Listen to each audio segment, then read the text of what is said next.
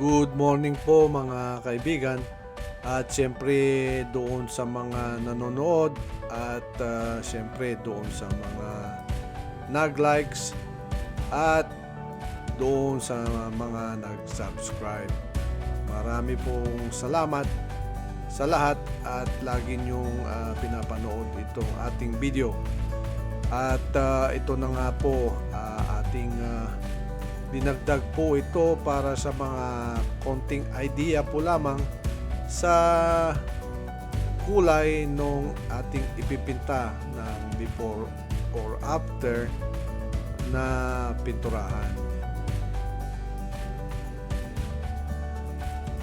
Ito na nga po, prepare na po yung mga dapat na ipatch muna at inaalis muna syempre yung mga blinds na yan at kinukuskus muna yung mga dapat na kuskusin sa wall at syempre nililiha muna at nilalagyan po ng patch. At ito na nga po, pinapakita po natin yung ating sinarahang pintuan at yung binuksan din na opening o kaya yung pinakadaanan papunta po ng kusina. At kung makikita nyo po na yung kanilang kulay ng pintura ay manilaw-nilaw at ito po ay medyo matagal na ring napinturahan at kailangan po ng press paint.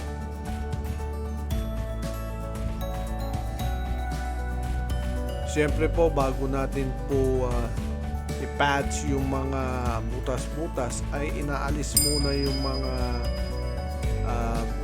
frames tsaka yung mga kinakabitan po ng frames.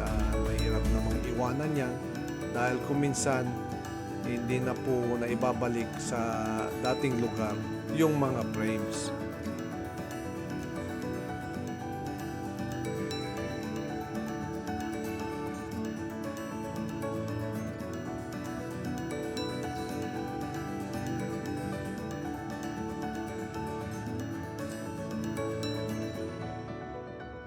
Dito naman po sa lugar na to ay inalis po yung pinaka tiles na gawa po sa isang para pong karton po na yan po ang nakadikit sa ibabaw.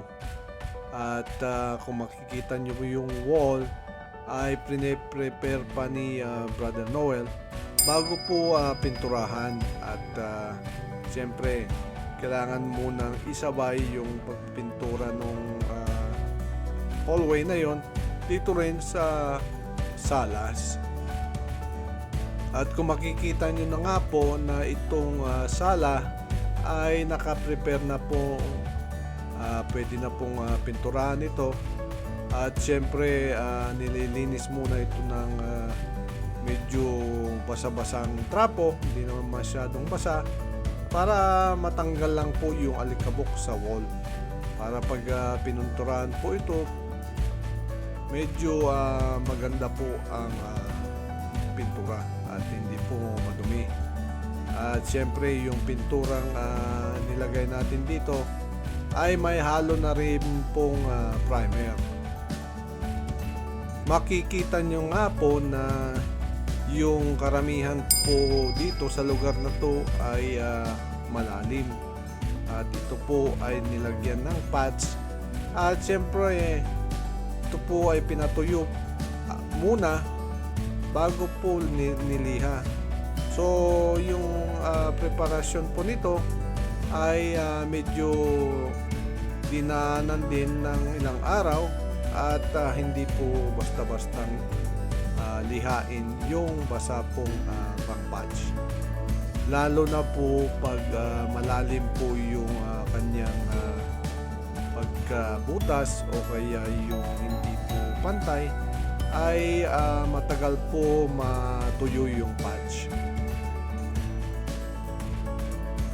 Ito na nga po yung ating pinakahihintay na araw na napinturahan na po yung walls, yung dingding na katulad po nung sinabi ko nung araw na ito po yung napili ng may-ari na kulay, at ito po ay isang idea na sa mga may balak na pinturahan yung kanilang dingding.